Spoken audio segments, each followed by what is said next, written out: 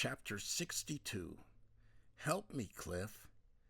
Cynthia Spangler, a graduate student from Canton, Ohio, had long, wavy, reddish-brown hair, delicate features, a trim figure, and a sexy voice. "Just listen to her," Jag said, raising his bottle of tonic water. "She purrs." Hector Chavez and his wife, Glenda Stewart, were equally enthralled. "Can you picture yourself with her, Gabe?" Glenda asked. "I sure hope so," Jag said, "'cause she is definitely the one I want." "That's okay with me," Gabe said. "You know she's James Martin's girlfriend," Hector said. "The stage manager?"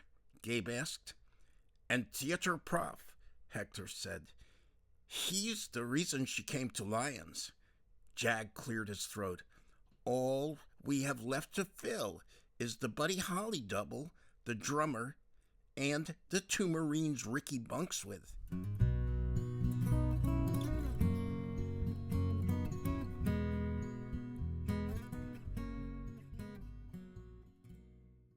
"I know you love that song, Mom," Kathy said.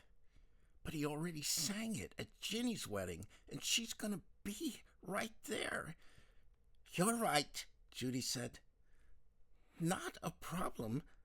I'm sure he has another song that'll be just as perfect."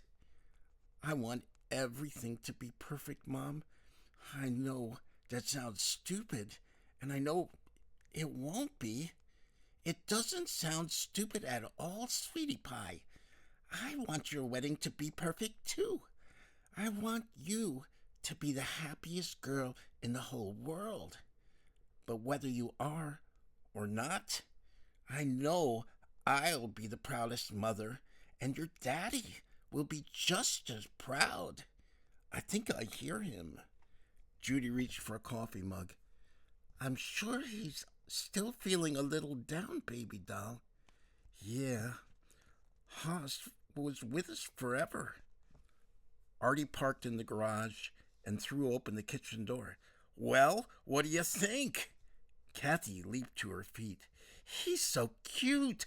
Where'd you get him?" "At the pound." "What is he?" Judy asked. "Half boxer, half black lab," Artie said. "What are we going to call him, Daddy?" Kathy asked. "How about Little Joe?" Judy interrupted. "Artie, you better take Little Joe out in the yard. He's sitting kind of funny." "Oh no, Artie. Oh my."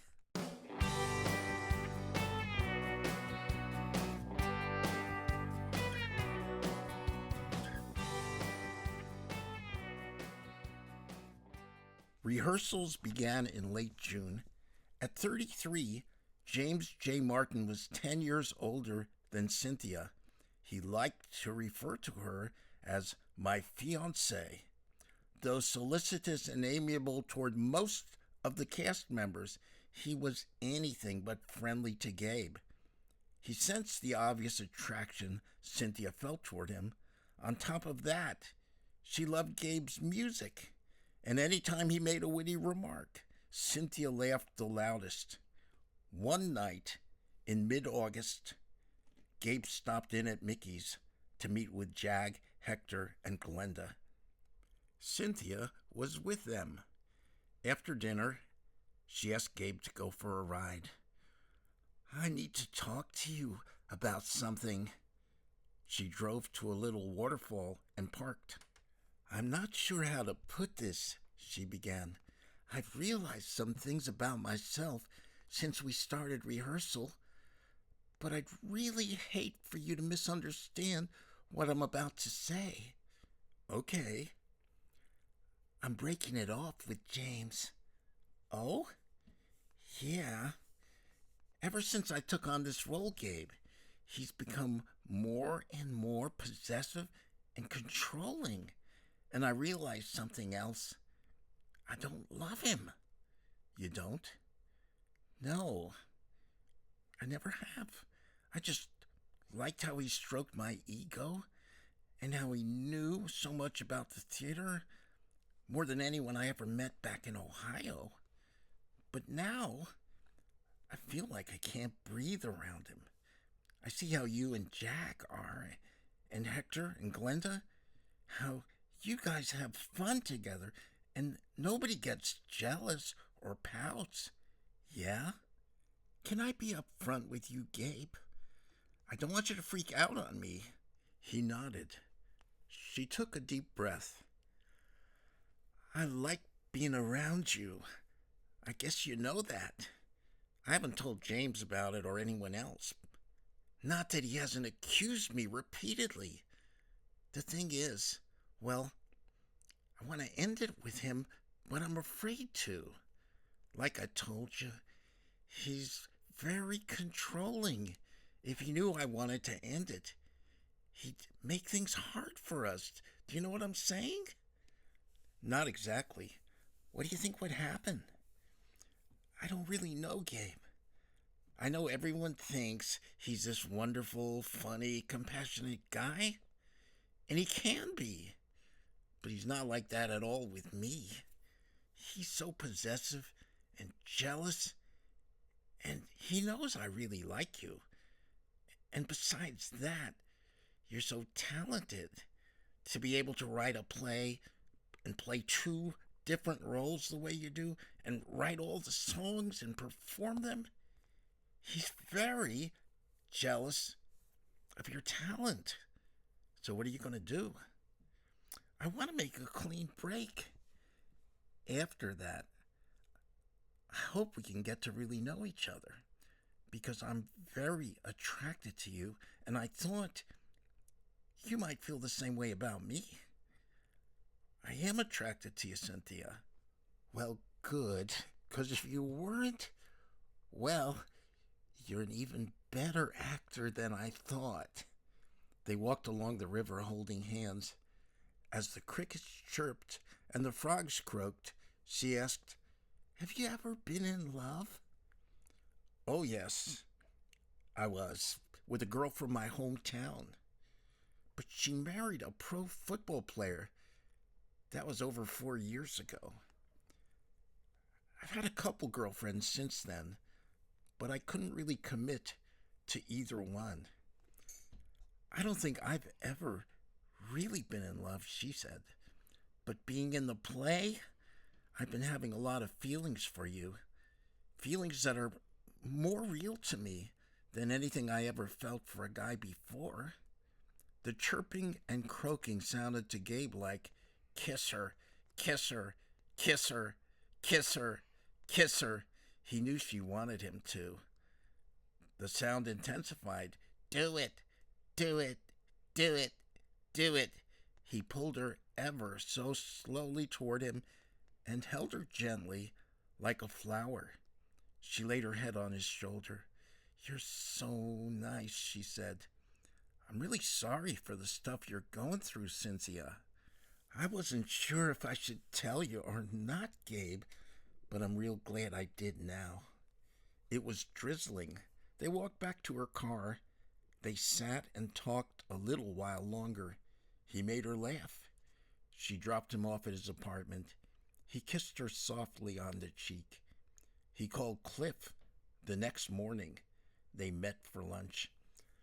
"I swear, it's deja vu, Cliff. All these parallels. It's crazy. I starred opposite Cindy Riley in Andy Get Your Gun. I was in love with her, but she was engaged to Jimmy Joe Hoskett. She married him. Now my co-star is Cynthia Spangler, and her possessive, jealous boyfriend is named James Joseph Martin. Are you in love with her too?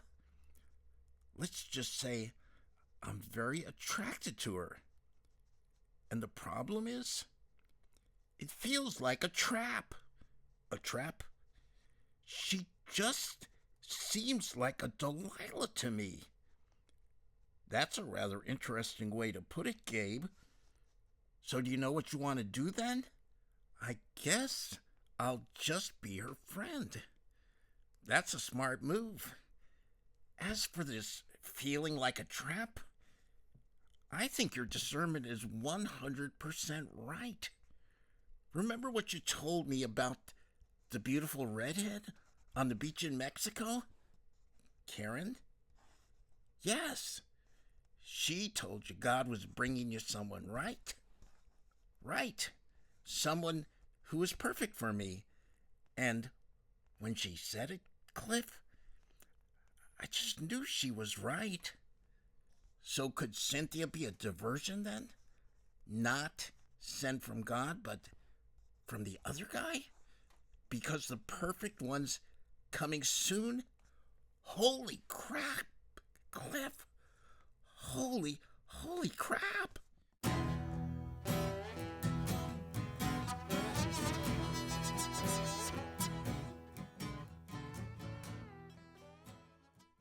Ginny stood by her little boy's bed as Dennis finished reading a Bible story. It's time for sleep now, sweetie. Say good night to Uncle Dennis. Please, Mommy, just one more story, please.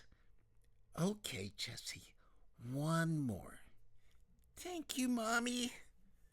By the end of page 3, Jessie was sound asleep. Dennis and Ginny tiptoed quietly to the refrigerator for the iced tea Rita had brewed that afternoon. So, what was it like to see Nancy again? Ginny asked. He sighed. It was a mistake. How so? I thought I'd worked through all my forgiveness issues. But as soon as I saw her, it all started coming back. She knows you're getting married, right? Oh, yeah. I told her when she called me. She said she was real happy for me, but you don't think she was then? No. Not that she was being insincere when she said it, Jen, but her life's been so messed up, and I just didn't know what to say. I wanted to snap her out of it. I wanted to comfort her. But I just had no clue what to do. You still have feelings for her, don't you?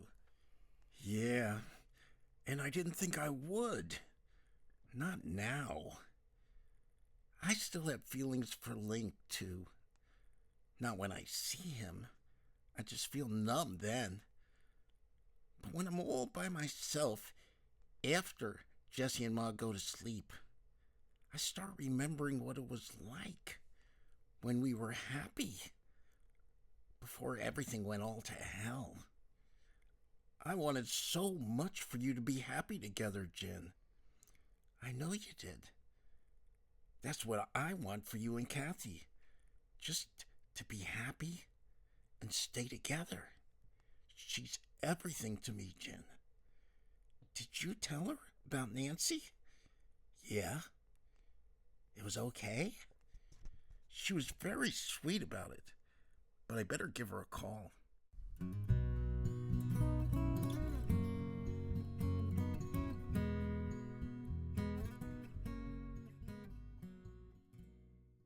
James J. Martin grabbed the microphone and unleashed a tirade of curses and accusations. He hurled a cup of hot coffee at the couple kissing on stage and stomped out of the theater. Let's take a 20-minute break, Jag said evenly. Gabe held a trembling Cynthia. Are you okay?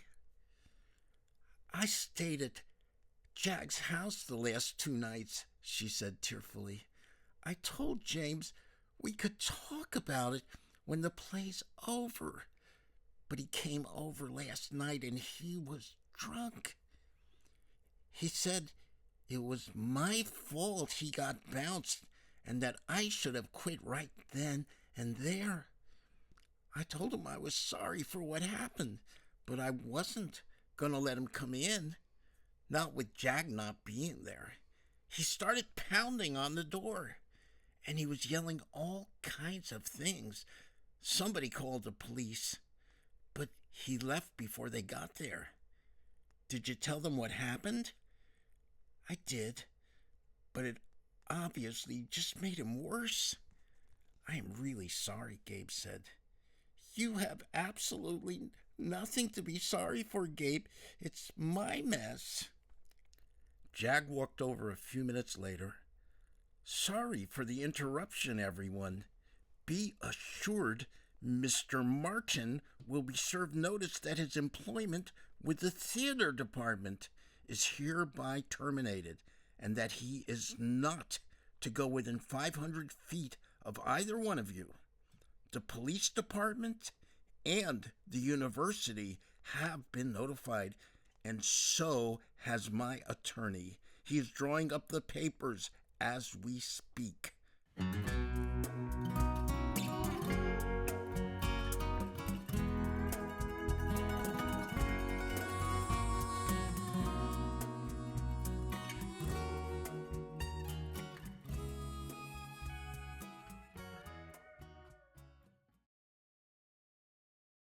Chapter 63, Lightning Strikes. The phone was ringing when Betty Lou got out of the shower. Can you grab that for me? She pulled on her bathrobe and walked downstairs. John handed her the phone. It's for you, honey. Is that Val? She whispered. John shook his head. Hello? Betty Lou here. Betty Lou? It's Veronica. Hi, Veronica. Is everything okay? I don't know. What's wrong? Valerie didn't come in last night. It's happened a few times before, but she always calls. I called the studio, and when there was no answer, I drove up there. It was closed. Nobody I talked to knows where she is. I tried to get a hold of Brick. Nobody's seen him either. Did you call the police? No. I thought I should call you first. Call them, Veronica. Tell them she's missing, please.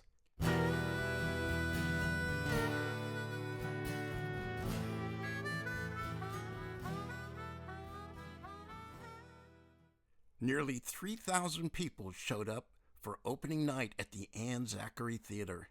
Peeking through the curtain, Gabe saw Dennis, Kathy, Judy, Artie, Rita, and Ginny sitting together in the middle of the fourth row. A row behind them, he saw Charity and Heaven in matching red leather pantsuits, flanked by two pretty ladies in dresses.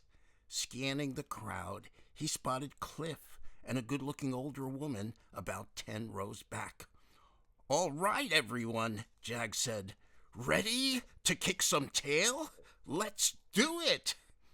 From the opening line, the actors and stage crew could feel the electricity. During intermission, after the second act, Charity came backstage. She threw her arms around Gabe. Gabriel Battle, I am so proud of you. Gabe held her tight. Where would I be without you, Charity Fry? Jag walked over. More beautiful than ever, isn't she, Gabe? 2 minutes. The audience is spellbound. All eyes on the mysterious woman sitting on her bed, so gorgeous, her throaty voice so compelling. I want you. At last, their lips meet. Her kiss is like an avalanche. No, she screams. Her slap explodes on Gabe's face. His head snaps back, and the lights go out. Quickly, Gabe jumps into his hospital costume. The lights come back on.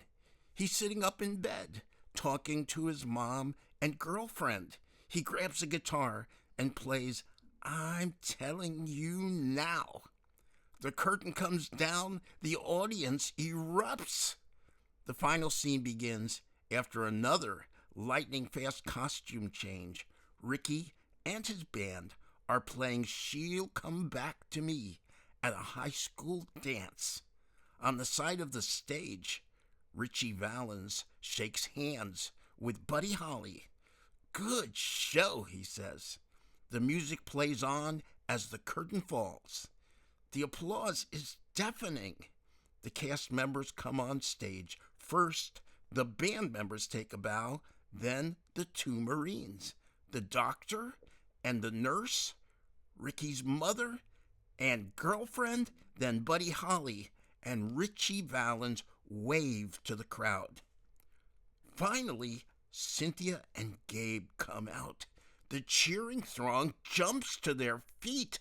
The deluge of applause continues for 2 solid minutes. Everyone takes a final bow, and the curtain comes down.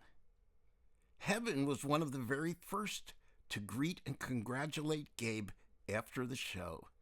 He stood in front of the stage with Cynthia, Jag, and Charity as a line formed all the way to the back of the theater. "You know Marie," Heaven said, "and this is Joanne." "Heaven and Charity talk about you all the time," Joanne said. "And you came all the way from Michigan to see us?" Gabe said. "We wouldn't have missed this for the world," Marie said.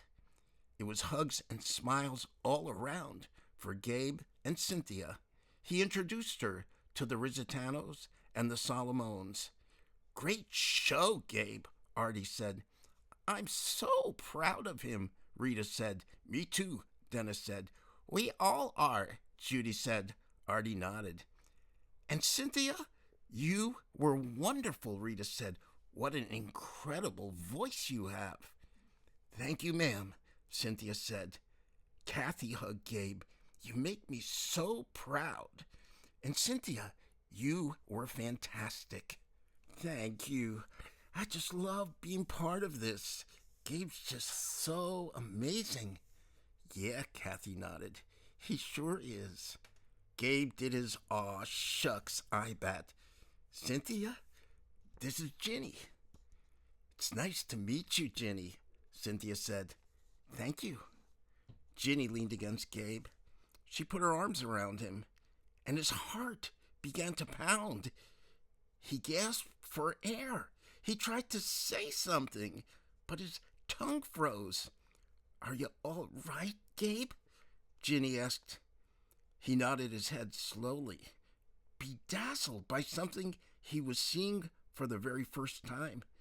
"Do you need to sit down?" Cynthia asked. Gabe shook his head and took another deep breath.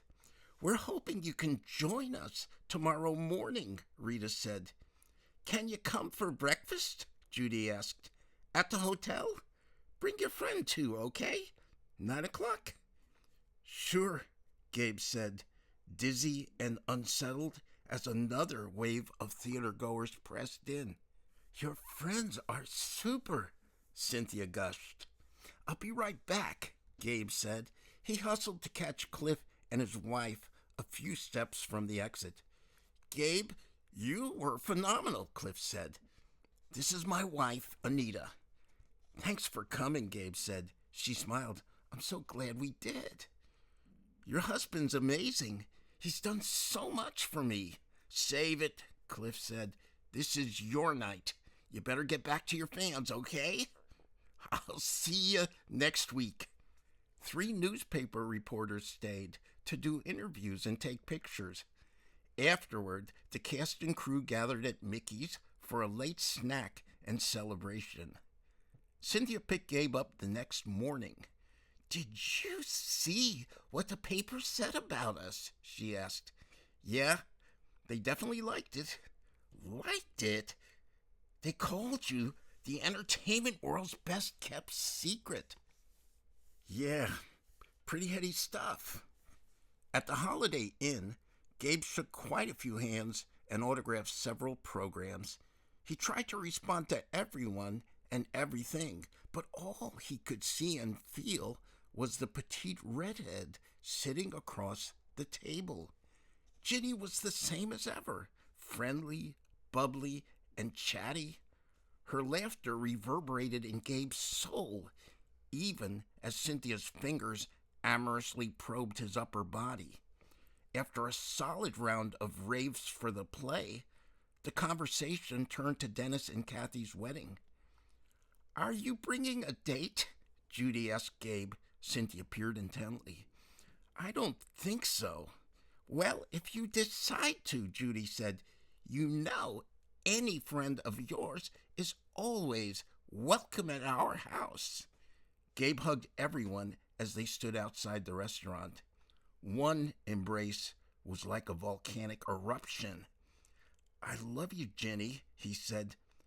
Love you too, Gabe, she said. Her piercing eyes left him breathless.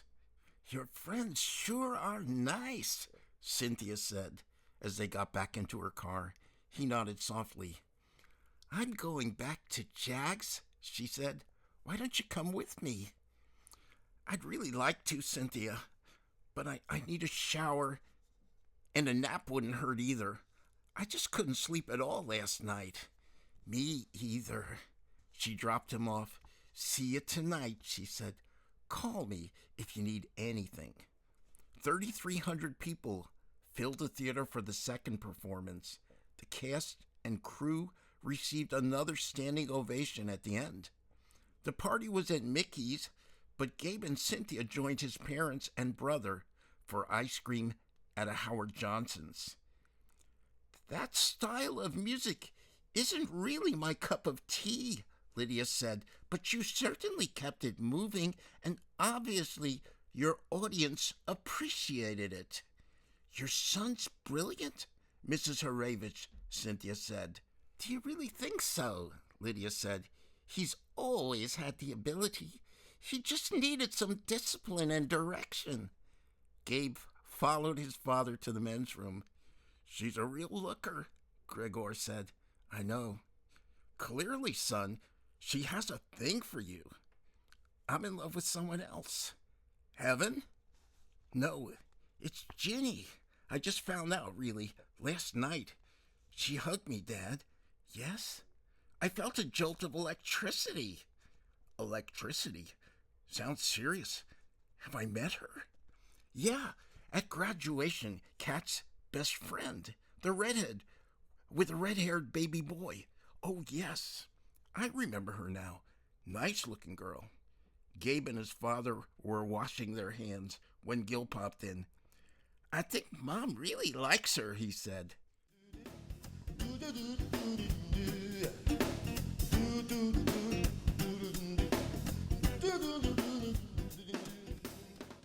Val clenched her fist around the phone and shook it.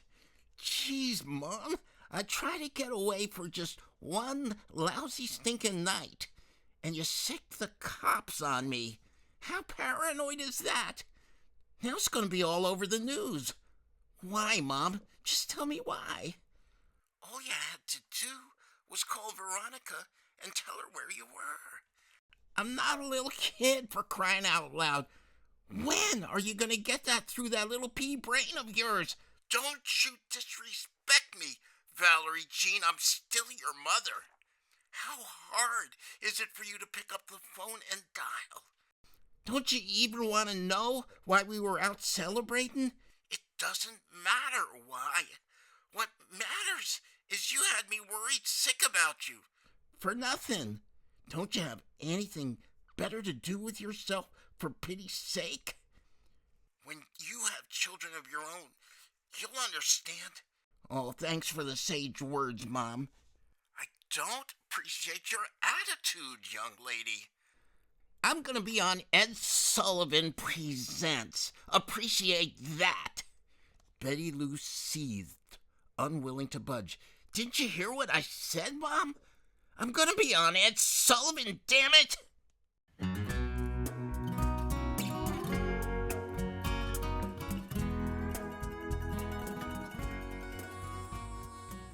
Pete was in class. Gabe lay flat on his back. Gina straddled his chest. Just 10 more minutes, girl, please. 10 minutes. The phone rang. Okay. He stumbled out of bed. Gabe? Now what did she want? Hey, what's up, Cynthia? Did you eat yet? No. Can you meet me for lunch? I can't. I've got to work. Jack says we might take the show to Philly next month. He's been talking to some people in Cleveland and Pittsburgh, too. Isn't that awesome? Yeah. Did you read what they said about us in today's paper? Not yet. I can't believe how laid back you are, Gabe. Give me a call when you get off, okay? Okay. Wearing business casual, he walked outside, carting Gina in her travel box, and stepped into his house on wheels. I don't really feel like working, he confessed. 3 hours later, he was in Pittsburgh, talking to a dour-looking woman in the lobby of the VA hospital. Do you know which floor Ginny Rizzitano works on? Ginny Rizzitano? I don't recall hearing that name. She does occupational therapy. Let me check our roster. Don't see any Rizzitanos, sir. Just Clyburn, Fish, and Isaacs. Virginia Isaacs? Yes. What floor? 5th. Thank you, ma'am. Is there a gift shop? Down the hall, past the cafeteria, take the first left. Ginny stood by the elevator with a young man in a walker. I'm proud of you, Tony. You did really well today. You've helped him so much, Ginny, Tony's mother said. I just thank the good Lord for you. The elevator door opened. A man stepped out holding a dozen yellow roses. Gabe, what are you doing here? Is this your husband? Tony's mother asked. Those flowers are beautiful, young man. Let's go, Mom, Tony said. I'll see you next Tuesday, Ginny said as the elevator door closed. Ginny? I can't believe you're here. He handed her the flowers. Ginny? Yes, Gabe? I love you. I love you too. I want to marry you, Ginny. Marry me? Yes, more than anything. Will you marry me? Okay. You will? Yes. I'd love to marry you. Oh, Ginny, I love you. I'm so happy. I am too, Gabe. She put her hand on his cheek and closed her eyes. He puckered and bent over slowly. He wanted to give her everything. His kiss proclaimed his love for her. It took him to a place he'd only dreamed of. Gabe, oh, Gabe, I have to get back to work. Can you meet me back here at 4:30? Yes. He walked on air through the Oakland section, past the Pitt campus, past all the shops, dentists, doctors, realtors, and law offices he'd planned to leave books with. Ginny called her mother. Ma, Gabe asked me to marry him. He did? That's wonderful. Where are you? Work. He's picking me up at 4:30. We can get our blood tests here. Oh, precious. This is so exciting. When did he propose? Just a few minutes ago. Is he there?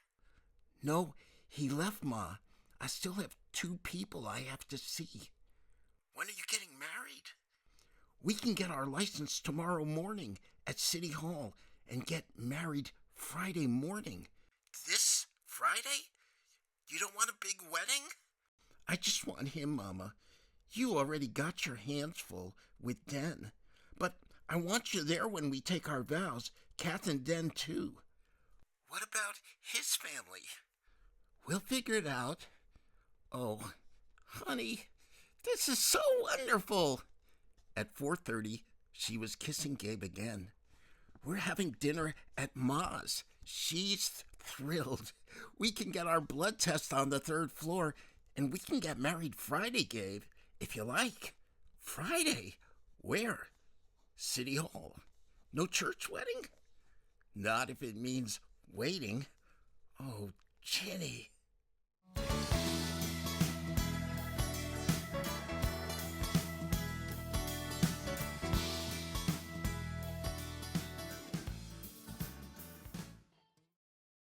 Chapter 64. Suicidal Urge. Kathy and Dennis sat in adjoining beanbags in the family room at Gabe and Ginny's new South Side apartment.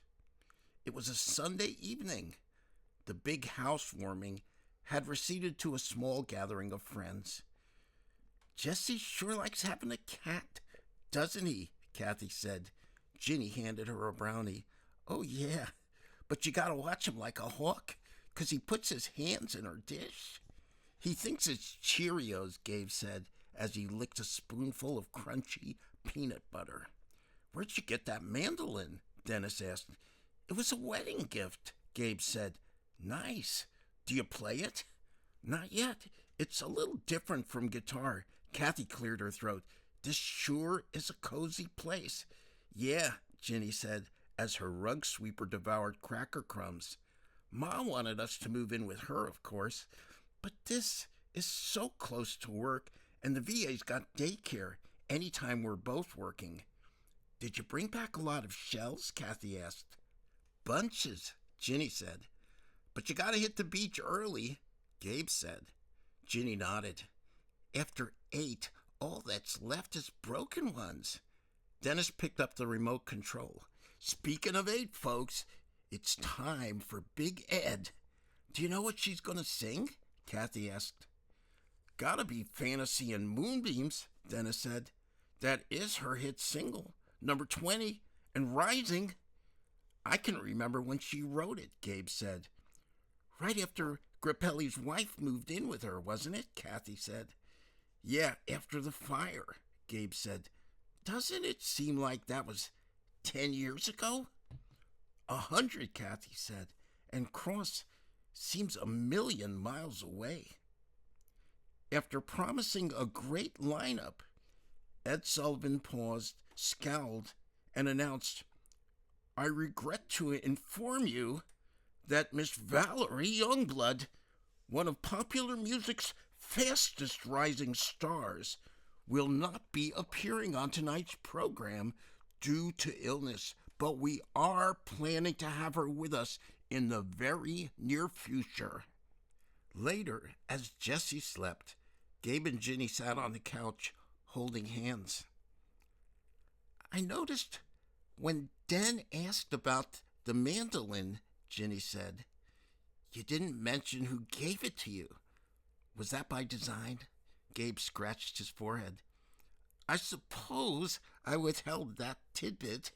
Didn't it seem like Kat was in a rush to change the subject?" "It did. It's just a little weird how Triss is still on her mind like that, even with her and Den getting married next weekend.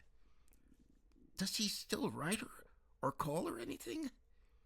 "Pete told me he stopped after we were down there, so she could make a clean break," Ginny said. "Yeah, something like that. I never met him, Gabe, but I remember how she used to talk about him. I don't think I ever saw 2 people more in love than they were when I met them, except you and me." "Yeah? So what happened?" "I still haven't figured that one out, lover."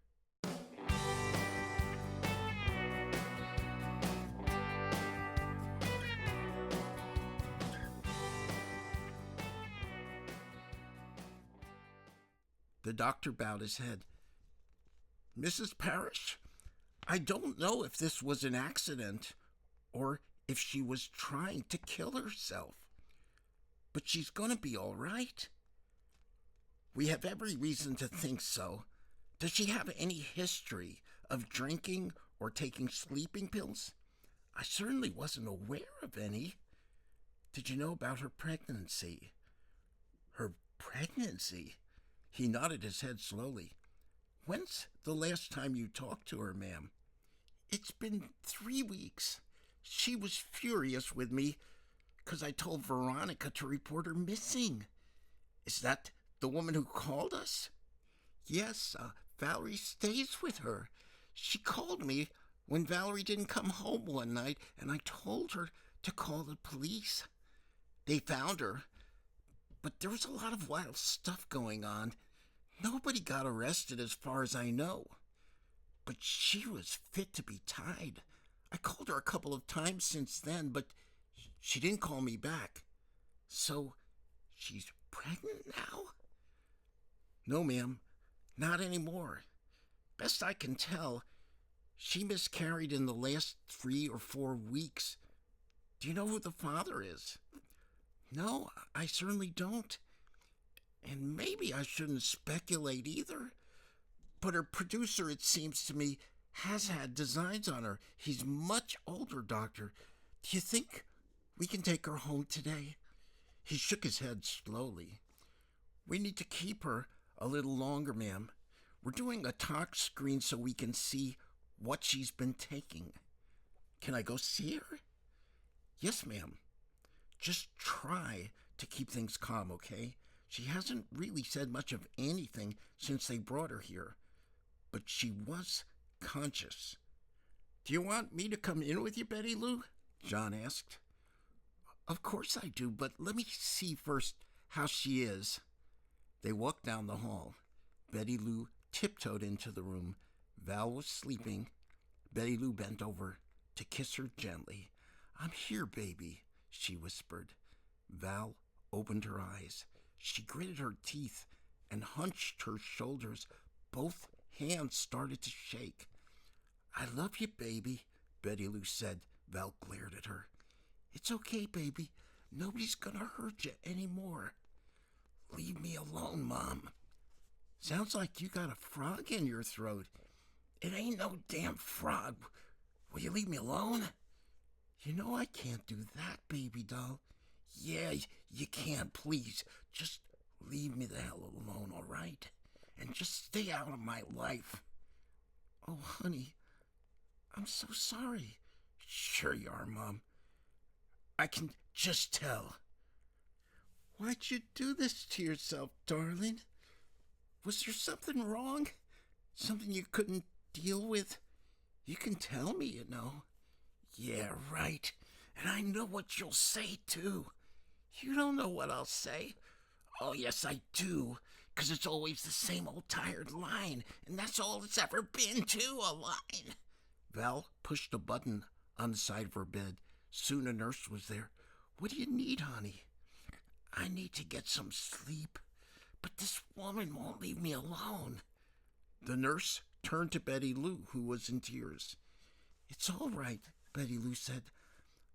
I'll be here if she needs me.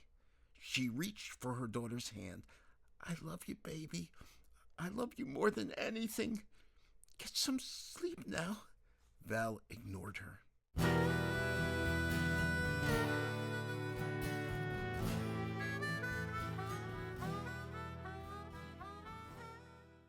After being fitted for tuxedos at Artie's formals, Dennis and Gabe lunched at the Keystone Diner. You know, Den, this is where we went my first night in K-Town. The night I met my future bride. The place does have a lot of history, all right. Brings back memories, does it? Dennis smiled. For sure. Can I ask you something? Of course. It's about your trip to Mexico. Okay, go ahead. I never asked Kathy what happened down there, and I pretty much decided I didn't need to know. I didn't want to know. But I guess my curiosity's got the best of me, pal, because the more I tell myself to just leave it alone, the more it bugs me that I don't know if she went down there to break up with him or if something happened while she was down there.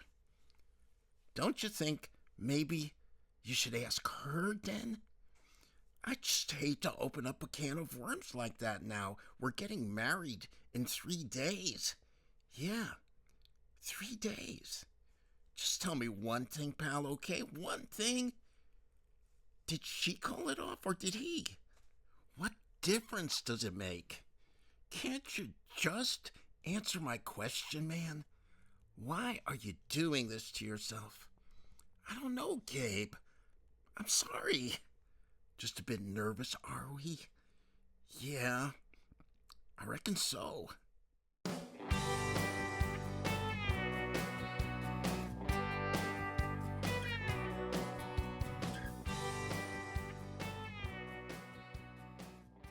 Betty Lou and John sat in the psychiatrist's office. "She's 18, Dr. Scanlon said. You can't make her come home if she doesn't want to." "But you really think she tried to kill herself?" Betty Lou said. "Definitely, and I believe she's liable to try again." "Why, Doctor? She's always been so level-headed." "I can't say for sure, ma'am, but I'm pretty sure it has something to do with her miscarriage." "What did she tell you about it?" "Not a thing, ma'am. Even a mention of it on my part, and she totally withdraws. And this after she's finally starting to really open up about her feelings." "So you think she's still in danger, Doctor?" "Yes, ma'am, serious danger. She's severely depressed about her voice, and she also has a lot of pent-up rage. I think she's extremely disturbed right now. But she'll get her voice back, won't she?"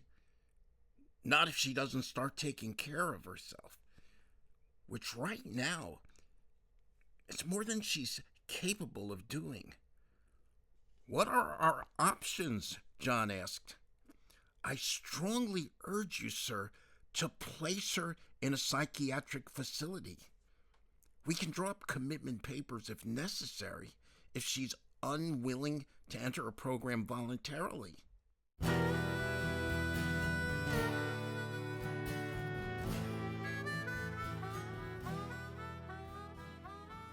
Ginny was at work. Gabe was playing his mandolin for Jessie when Kathy called. "Hey, you, what are you doing?" "Singing to my boy? What's up, Kat?" "I just got out of class. Do you mind if I stop over?" "Come on down, beautiful, and stay as long as you like." "Want me to bring anything?" "You don't have to. Is everything okay?" "Yeah, I just needed to ask you something." That sounds serious." "Oh, maybe a little. I'll be over in 10 minutes. Gabe sang another Beatles song as Jesse clapped his hands and tapped his feet. He was yawning over a bowl of oatmeal when Kathy arrived. "Hi, Jesse. How are you?" "Hi, Aunt Kathy. Want to hear me sing?" "Sure." "Do the one about the submarines, okay, Gabe?" "Okay, Jesse. Ready? 1, 2, 3. In the town where I was born, lived a man who sailed to sea." Kathy clapped. "That was great, Jesse. How many songs do you know?" "Lots," Jesse said. "Do you know the One Bottle of Pop song?" "Yes. Do you want to sing it?" "Okay, I'll do One Bottle of Pop. And Gabe, I can do Fish and Chips and Vinegar. And I'll do Don't Chuck Your Muck in My Backyard," Kathy said. They sang. "That was cool," Jesse said. "Want to go play on the swings?" Gabe asked. "Yeah." At the playground behind the apartments, Gabe pushed Jesse. Kathy opened up. "I know I should remember what happened to Lot's wife, right? But I keep asking myself if I'm doing the right thing getting married." "So you're having second thoughts?" "He's a wonderful man. I love him." "No doubt about that." "None at all, and he loves me. So why am I dreading Saturday?" "That's what you're feeling? Dread?" "Yes. I shouldn't be, should I? I should be excited, right? What's wrong with me?" He squeezed her hand. "Nothing I've ever been aware of." "You're sweet. Back at you, Kat." "I was so pumped about you and me marrying into the same family. You just wouldn't believe how happy I was when Jen told me you two were getting married.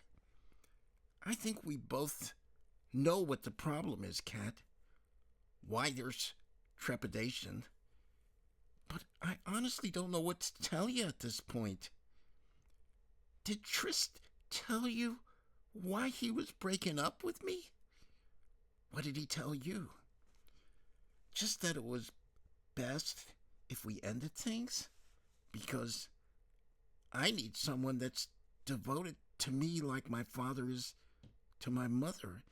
And even though we loved each other, he didn't think he could make me happy because our lives were moving in such opposite directions, and it wasn't right to keep me waiting for something that he couldn't give me. Gabe took a deep breath.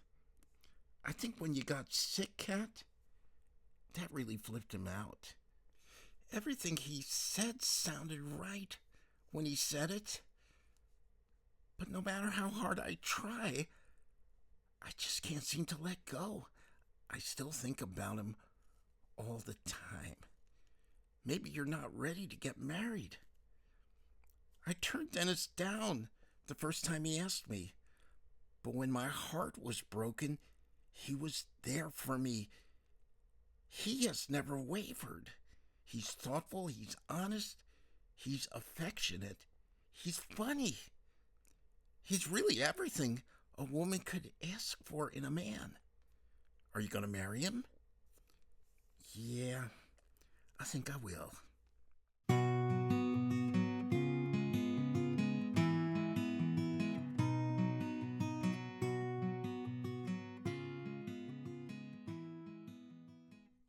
Betty Lou and John sat in the cafeteria at the Suffolk County Behavioral Health Treatment Center.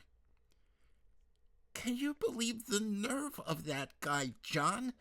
All he cares about is keeping this whole thing quiet while they lie to the press, so he can get her plugged back in to their depraved little world of insanity as soon as possible. John squeezed her hand. I can understand where he's coming from, honey. He's her manager after all, and there's such a stigma attached to mental illness.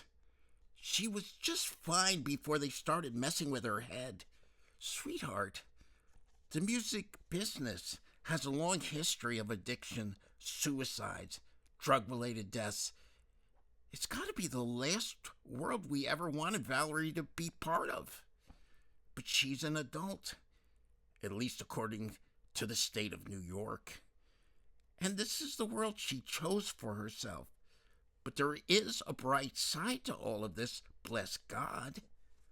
Well, I sure don't see what it is, John. Sweetheart, in the last 2 months, 6 different artists have recorded songs she's written, and 3 more are under contract.